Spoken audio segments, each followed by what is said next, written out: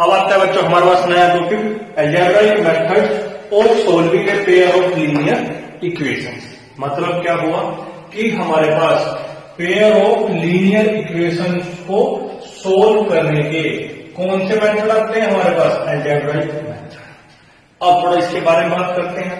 हमें क्या काम इसके अंदर करना था कि हमारे पास जितनी भी पेयर ऑफ लीनियर इक्वेशंस आई थी उनका हमें सॉल्यूशन फाइंड आउट करना था। अब उस सॉल्यूशन को हम दो तरीके से फाइंड आउट कर सकते हैं, टू टाइप से। फर्स्ट सॉल्यूशन आता है हमारे पास ज्योमेट्रिकल सॉल्यूशन, फर्स्ट आता है हमारे पास ज्योमेट्रिकल सॉल्यूशन, और सेकंड आता है हमारे पास अलजेब्राइक सॉल्यूशन। सेकंड सॉल्यूशन किस तरह का आता है हमारे पास, अलजेब्राइक सॉल्यूशन। अब ज्योमेट्रिक सॉल्यूशन में क्या होता है, इसमें हमारे पास एक ही मेथड है, उस मेथड का नाम क्या है, ग्राफिकल मेथड। उस मेथड का नाम क्या है, ग्राफिकल मेथड। किसके अंदर, ज्योमेट्रिकल सॉल्यूशन के अंदर। और अलजेब्राइक सॉल्यूशन में हमारे पास तीन मेथड आते हैं। कितने मेथड आते हैं, तीन मेथड। किसके अंदर आते हैं, अलजेब्राइक सॉल्यूशन के अंदर। तो फर्स्ट मेथड का नाम क्या है हमारे पास, सब्स्टिट्यूशन मेथड।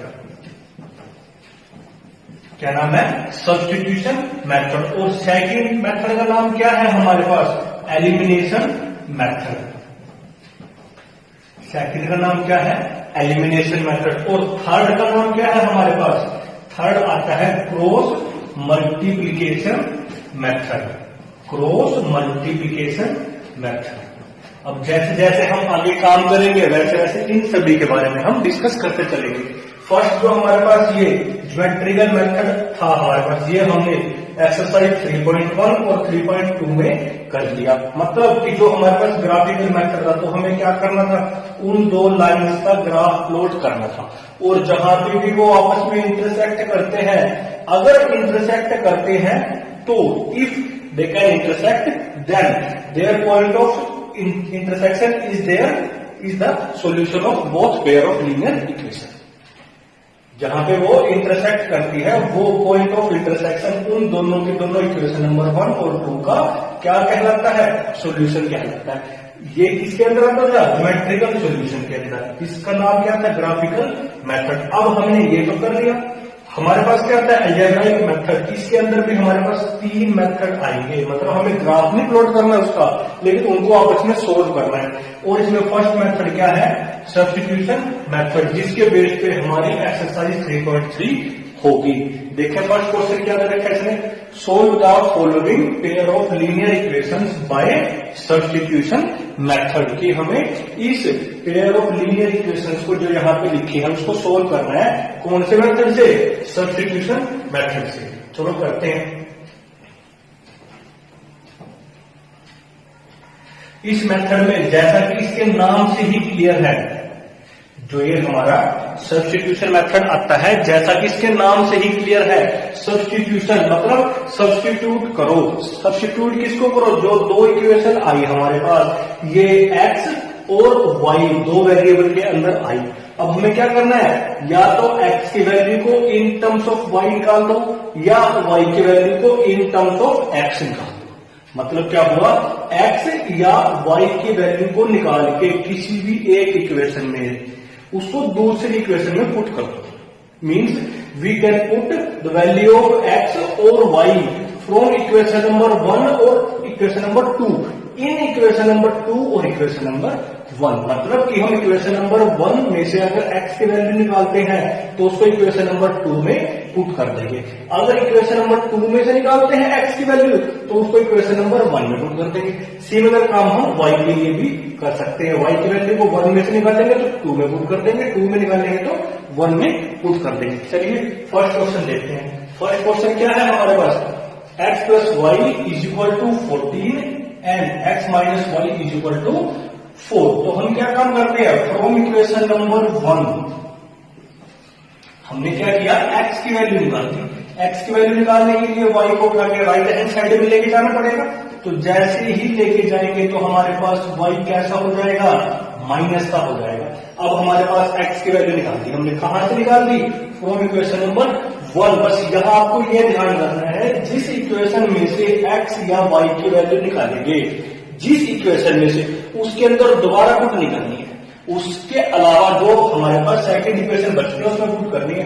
फ्रॉम 1 से निकाल दिया तो किसके अंदर पुट करेंगे हम? इक्वेशन नंबर 2 में। ये लिख देते हैं, put x is equal to 40 minus y in equation number 2। तो हमारे पास 2 क्या था? x minus y is equal to 4। तो x की वैल्यू है हमारे पास 40 माइनस एक्स, तो ये पुट कर दी हमने। फिर क्या आता है? Minus y is equal to क्या रखा है? 4। तो इसको थोड़ा सोल्व करते हैं। 40 माइनस वाई और माइनस वाई, तो हमारे पास क्या आ गया? Minus 2y। अब वेरिएबल सेपरेबल, मतलब कि वेरिएबल एक तरफ कर लेते हैं और कांस्टेंट एक तरफ कर लेते हैं। 4 ऑलरेडी बैठा हुआ है, 14 को लेके जाएंगे तो अपना साइन चेंज कर देंगे। तो हमारे पास क्या आ गया? Minus 2y is equal to minus 10। अब माइनस से माइनस कैंसिल आउट हो गया, तो हमारे पास 10/2 और ये कैंसिल आउट होके y की वैल्यू कितनी आ जाती है हमारे पास? 5। हमने क्या किया? x की वैल्यू निकालनी थी इक्वेशन नंबर 1 में और इक्वेशन नंबर 2 में उसको पुट कर दिया। जैसे ही पुट किया, थोड़ा सोल्व किया, तो y की वैल्यू आ गई हमारे पास कितनी? 5। अब क्या करेंगे? हम इस y की वैल्यू को कहां पुट कर देंगे? इक्वेशन नंबर 1, 2 और जो ये हमारे पास यहाँ आई, इसको 3 लाइक कर लेते हैं। किसी के अंदर पुट कर सकते हैं हम इस वैल्यू को। पुट वैल्यू ऑफ y कहां पुट कर दे? In equation 3। इसको हमने 3 लाइक कर लिया। हम 1, 2, 3 किसी के अंदर पुट कर सकते हैं। इसको हमने 3 लाइक किया, तो हमारे पास क्या आ गया? x is equal to 14 minus y की वैल्यू क्या थी? 5। तो 5 यहां रख दिया हमने। तो हमारे पास सब्ट्रैक्ट करके क्या आ गया? 9 आ गया। तो हमारे पास इसका सोल्यूशन क्या बनता है? 10 the solution of pair of linear equation in 2 variable is x is equal to 9 and y is equal to 5। और हम इसको ऐसे भी लिख सकते हैं 9,5, क्योंकि ये हमारे पास क्या बन गया? ऑर्डर्ड पेयर आ गया। ऑर्डर्ड पेयर क्यों आया? क्योंकि स्टार्टिंग में हमने फर्स्ट किसकी वैल्यू रखी? x की, और y की सेकंड पे रखी। तो इस वैल्यू को हम अगर ऑन द स्पॉट चेक करके भी देख सकते हैं। कैसे? हम इसको इक्वेशन नंबर 1 और 2 में पुट करके देख लेंगे। अगर दोनों को सेटिस्फाई करता है तो इसका सोल्यूशन है, अदरवाइज नहीं है। 9 और 5 आया हमारे पास। मैं x की वैल्यू को यहां रखता हूं, तो हमारे पास कितना आ गया? ये 14 आता है। इसका मतलब इसको सेटिस्फाई करके फिर दोबारा यहां रख के देखते हैं। हमारे पास x की वैल्यू क्या आई? 9 और y की वैल्यू क्या आई? 5। तो 9 माइनस 5 क्या आता है हमारे पास? 4 आता है। इसका मतलब जो हमने ये सोल्यूशन निकाला है ये हमारा 100% सही है। Next we will discuss part number 2। क्या है हमारे पास? s minus T is equal to 3 and second equation है s by 3 plus T by 2 is equal to 6। अब इक्वेशन नंबर 1 तो हमारे पास अच्छे तरीके से लिखी है, लेकिन 2 में हमारे पास देखो बाय में आ, तो हम क्या करते हैं? पहले इक्वेशन नंबर 2 को ही इक्वेशन नंबर 1 की तरफ ला लेते हैं। कैसे? हम इसका एलसीएम ले लेते हैं। एलसीएम क्या आ जाएगा? 1, 2, 3 6 आ जाएगा हमारे पास। एलसीएम को 3 से डिवाइड कराएंगे तो क्या आएगा? 2 को हम न्यूमरेटर से मल्टीप्लाई कराएंगे तो क्या आ जाएगा? ऐसे ही एलसीएम को इससे हम कराएंगे डिवाइड, तो आएगा 3 को ऊपर मल्टीप्लाई कराएंगे आ जाएगा, और यहाँ पे हमारे पास बन जाएगा 36। और हम जानते हैं कि जब हम बोथ साइडेड एलसीएम लेते हैं तो नेक्स्ट स्टेप में हमारा एलसीएम छूट जाता है। तो इसको हम इक्वेशन नंबर 2 लिख देते हैं। अब हमारा काम क्या है? इक्वेशन नंबर 1 और इक्वेशन नंबर 2 को सोल्व करना बाय सब्स्टिट्यूशन मेथड। तो हम फिर वही काम करते हैं। इसके अंदर हमारे पास वेरिएबल कौन कौन आ गए? s और t आ गए। कोई बात नहीं, हमारे पास x, y, m, n, p क्या कोई भी 2 वेरिएबल आ सकते हैं। हमें तो सेम टू सेम अपना वही काम करना है। तो हम क्या करते हैं? फ्रॉम इक्वेशन नंबर 1 क्या करते हैं? हम s की वैल्यू फाइंड आउट कर लेते हैं। s की वैल्यू के लिए t को उठा के राइट हैंड साइड में लेके जाएंगे। t यहाँ पे माइनस है तो वहां जाके कैसा हो जाएगा? प्लस। तो हमारे पास s की वैल्यू क्या आ गई? 3 प्लस t। अब हमने इसको कहां से निकाल लिया? इक्वेशन नंबर 1 में से। कहां पुट करेंगे? इक्वेशन नंबर 2 में। तो लिख देते हैं put value of s in equation number 2। Equation number 2 में पुट करेंगे तो हमारे पास क्या है equation number 2, 2s plus 3t is equal to 36। तो ट्वाइस ऑफ एस की वैल्यू अभी भी निकाल के हटे हम, तो क्या किया हमारे पास 3 plus T plus 3t already रखा हुआ है यहाँ पे इज इक्वल टू क्या है 36। अब ब्रैकेट सोल्व करते हैं अकॉर्डिंग टू बोर्ड मार्क्स। तो हमारे पास क्या आ गई 2t plus 3t is equal to 36। 6 को उठा के हम राइट हैंड साइड में लेके जाएंगे, माइनस का हो जाएगा, और 2t प्लस 3t कितना बन गया हमारे पास 5t। तो इसको सोल्व किया तो क्या आ गया हमारे पास 30 आ गया। तो यहां से हम t की वैल्यू फाइंड आउट करते हैं, क्या बन गया है 30/5, जो कि कैंसिल आउट हो गया, क्या आ गया 6 आ गया हमारे पास। हमने अभी t की वैल्यू निकाली, t की वैल्यू क्या आई हमारे पास 6 आई। फिर हम क्या काम करेंगे t की वैल्यू को इक्वेशन नंबर 1 में 2 में या जो हमने यहाँ पर थर्ड इक्वेशन निकाली इसको स्टार राइट कर लेते हैं, इन 3 में से किसी के अंदर पुट कर देते हैं। Put value of t in equation star, हम स्टार में पुट कर लेते हैं क्योंकि हमें s की वैल्यू निकालनी है और s ही हमारे पास ऑलरेडी लेफ्ट हैंड साइड में है, तो बाकी जो भी कुछ था वो सब कुछ राइट हैंड साइड में लिखा पड़ा है। तो 3 प्लस 6, तो हमारे पास s की वैल्यू क्या आ गई 9 आ गई। फिर हम ऑन द स्पॉट इसकी वेरिफिकेशन भी कर लेते हैं, t और s की वैल्यू को पुट करके देख लेते हैं इक्वेशन नंबर 1 और इक्वेशन नंबर 2 में। तो हमारे पास ये है इक्वेशन नंबर 1, s की वैल्यू कितनी आई हमारे पास 9 और t की वैल्यू क्या आई 6।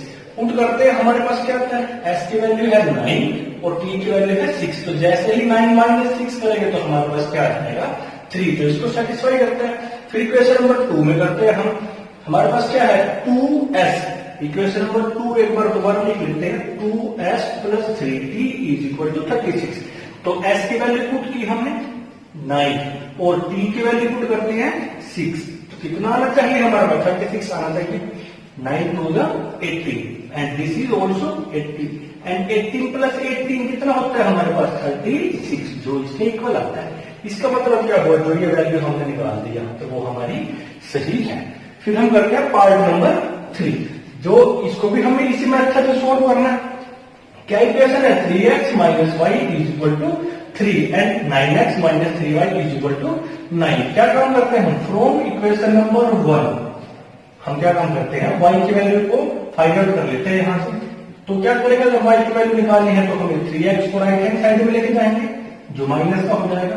हमारे पास minus y is equal to 3 minus 3x आ गया। फिर y की निकालते हैं तो माइनस हमारा यहां चला जाएगा 3 माइनस 3x। फिर इसको ब्रैकेट के अंदर लेके जाएंगे तो हमारे पास ये साइन चेंज कर देगा। y को लिख देते हैं हम 3x माइनस 3, तो ये वैल्यू हमारे पास आ चुकी है। अब इस वैल्यू को हम कहां पुट करेंगे 2 में, क्यों, क्योंकि हमने x की वैल्यू y की वैल्यू कहां से निकाल दी थी इक्वेशन नंबर 1 में से।